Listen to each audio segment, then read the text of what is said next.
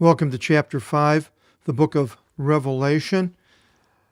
I haven't put any themes on any of the chapters of the Bible, but if there was ever one that I would want to put a theme to, it would probably be this chapter, and I would name it The Morphing of God. And we will get into that as we go through and get into the 7th verse. The episodes of John that I mentioned before in our book, Entities of the Book of Revelation, are episodes 18 to 24, and they are in 18, John sees a scroll on the right of the one sitting on the throne. 19, John sees a strong angel. 20, John weeps much. 21, the elder speaks to John. 22, John sees a lamb standing as being slain. 23, John sees and hears the sound of many angels around the throne. 24, John hears every creature on land, sea, and in heaven. All these action words, sees, hears, are in italics in the book. And with that, we'll go into the beginning of this verse. In verse 1, it says, "And I saw upon the right of the one sitting upon the throne a scroll being written on inside and outside, being sealed up by 7 seals." The throne, in 3:21, it said, "The one overcoming I will give to him to sit with me on my throne, as even I overcame and sat with my Father on his throne." So there are various thrones it mentions in the Bible. The Father has a throne, and apparently Jesus has a throne also, and we are going to be sitting on his throne. That's in page 139 of the book as far as the thrones. And so a scroll now appears, and then page 85 with the scrolls. We have quite a few, not quite a few, we have scrolls subdivided because there's quite a few words, the verses that use that. A scroll generic, a sealed scroll, a scroll of the life of the Lamb, and the scroll of the prophecy, or the apocalypse, scroll of the apocalypse. So these scrolls, this scroll is written on inside and outside. A scroll is a cylindrical writing media that is made out of papyrus many places, and also leather, and also in copper. In this case, it was written on the inside and outside, and it's sealed by 7 seals. Well, the book that Apostolic Bible, if you ordered one, comes in a jute bag like this one here, and you'll see up here this wax seal has ABP, Apostolic Bible Polyglot. Originally, I had it lower where you had to break the seal to open the bag, but I hated to see it ruined because it looked so nice, so I put it up above. So some type of a seal that's made out of wax, and you have a instrument that makes an impression inside of this hot wax. What God used, we don't know, but this was probably this type of a seal. And now 7 seals, you think, well, if you broke one, the whole roll would unopen. I don't know how it went that way by 7 seals, but that's what it says. "And I saw a strong angel proclaiming in a great voice, 'Who is worthy to open the scroll and to loose its seals?' And no one was able in the heaven, nor upon the earth, nor underneath the earth to open the scroll, nor to look at it." So this was a special scroll that they couldn't open it, do anything with it, couldn't even look at the scroll. Of course, somebody saw it because it says there was but maybe it's talking about look inside and read and understand it.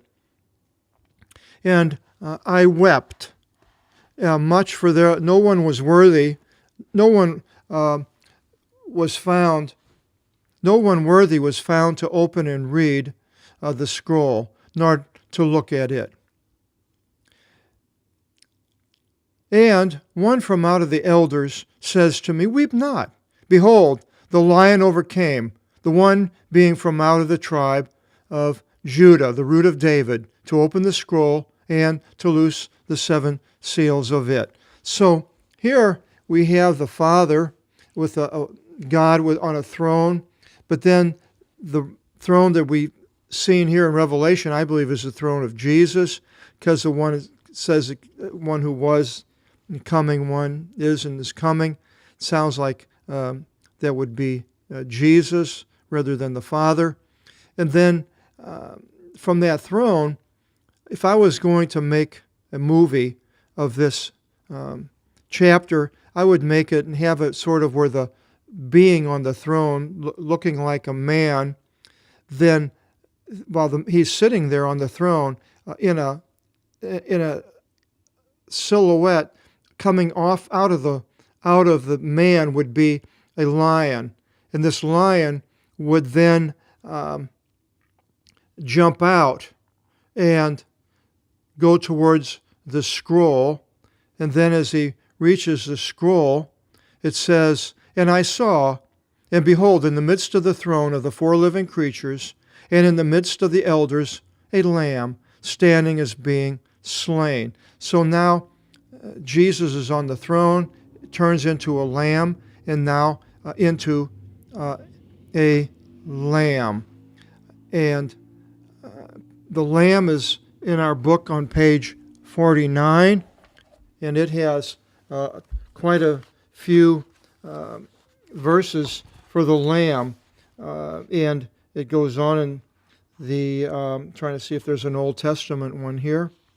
Looks like they're pretty much there. Jeremiah 11:19. But I am as a little lamb, guileless, being led for sacrifice, not knowing. And Isaiah 53:7. And he, on account of being inflicted by evil, opened not his mouth. He was led as a sheep unto slaughter, and as a lamb before the one shearing is voiceless, so he opened not his mouth. So this book has a lamb and all the things about the lamb in it.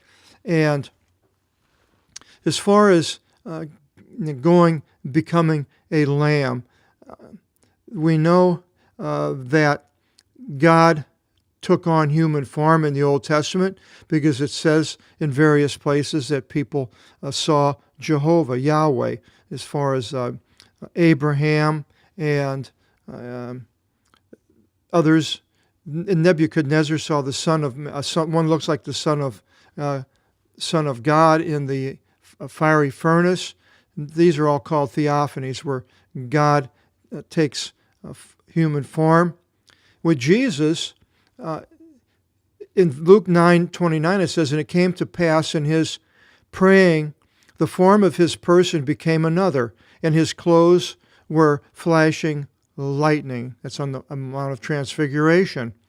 And then in Mark 16:12, And after these things, with 2 from out of them walking, this is after the resurrection, he was made manifest in another appearance, and that word is morph. So I'm not using that word from out of the clear blue. It's a Greek word. We have morph. In there going into the field.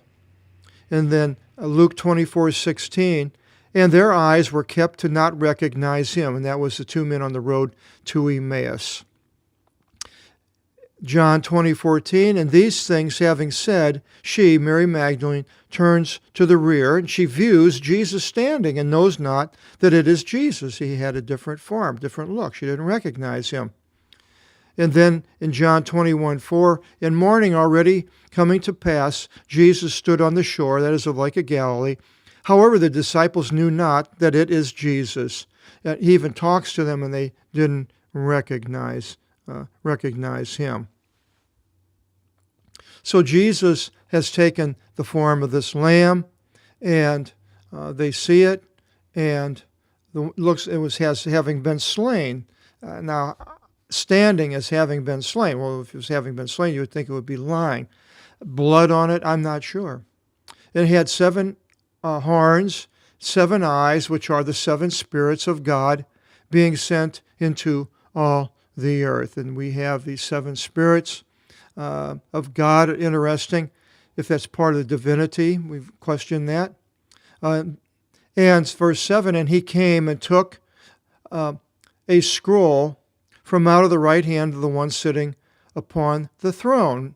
And that would have been the Lamb taking the scroll from the one sitting on the throne, who to me would be Jesus himself, so in a different form. And when he took the scroll, the 4 living creatures and 24 elders fell before the Lamb.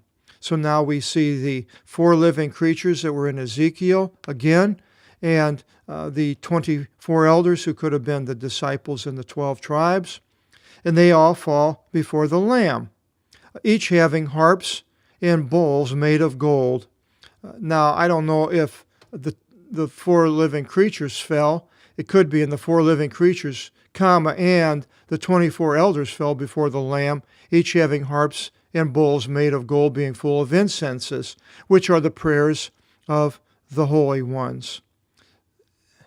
Now, the holy ones are the people that are believers in Jesus. I believe it covers many people. There's a section for holy ones. You can read and find out who all the holy ones are if you're part of the holy ones, and it's in the book. In verse 9, and they sang a new ode, Odin, saying, worthy are you to take the Vivian, the scroll, and to open its seals. For you were slain, and you brought us to God by your blood. He brought us by the blood, and that was his death, being slain, from out of every tribe and tongue and people and nation. So here, the totality of the work of Christ and his redemption is for everybody. It's not just for the Jew. It's not for the Greek, the Gentiles, the people of the nations, male, female. It's not for certain race. It's for or certain language. It's for everyone. Some people like to change the work of Christ in that he is only doing it for the white nation and become white supremacists, and they even use the word church and Christ in their title. I think the Aryan nation does, but that's so wrong, because really that's for everyone. The Christ, to just make it to this one, the white nation or whatever it would be, just the Jew, is to do disservice to Christ, and because he was died for everyone. And you made them kings and priests to our God, and they reign upon the earth. So these 24 elders are still speaking, and it says that you made them kings and priests of God, the holy ones, and they reign upon the earth. Now, so they must have seen the totality of what was going on with the holy ones reigning. So we will get into what all happens, but here this is in heaven, and these people know what's going to happen. They see the things that in the future, I suppose you could say. And I saw and I heard as a sound, a voice of many angels round about the throne, and of the living creatures, the 4, and the elders, and was the number of them myriads of myriads. You can add this myriad to the index. I missed it. It's in page 106. So if you want to write that into your entities book. And in Daniel 11:11-13, it says, and he shall throw down myriads, and shall not prevail. The beast and the king of the north shall return, and shall lead a great multitude more than the former. And in the end of the times he shall come upon an entrance in great power and in much substance. So these myriads of myriads, and heliades, heliadon, arithmos, number, we have arithmetic, and the myriades is a transliteration, and then there's thousands of thousands in the heavens when we get there. Saying with a great voice, worthy is the Lamb having been slain, to receive power and riches and wisdom and strength and honor and glory and blessing. And that is part of Handel's Messiah, beautiful section of Handel's Messiah. If you get it, you can hear that part. I wish I could sing good. Worthy is the Lamb, having been slain, to receive power and riches and goes on. It's so beautiful. I always love that part of Handel's Messiah. So the Lamb is worthy, the one having been slain, to receive power. So Jesus has received this power. He'll be reigning over the kings of the earth. Returns. Riches has all everything that is that anything that is his. Wisdom and strength and honor. He gets the honor, the glory, and the blessing. And every creature which is in the heaven and upon the earth and underneath the earth, which are upon the sea, and all of the ones in them, I heard saying to the one sitting upon the throne and to the Lamb. Now, see here, the throne, unless it's the Father, and then this is the Lamb, is Jesus. But it is difficult for me to quite understand this. But I see the morphing of the Lord into this other thing of a lamb, and then it says it ends up with blessing and honor and glory, and they're saying that a might to the eons, of the eons. So it's not just a certain period of time, as some people would like to make an eon and be aeonial. They don't like aeonial or eternal because they don't think, God punishes into the eternal. And the four living creatures are saying the Amen. So be it. And the 24 elders fell and did obeisance. They were flat on the ground with put their crowns in front of the Lord, and we will be with them eventually. The ones that are live and listening, and you may be listening to this, and I may be long gone. If such is the case, we'll see each other later and talk about this. Then chapter 6, it continues in what he saw in heaven, and we'll continue in chapter 6 in the next video seminar, and hope you'll join us, and God bless.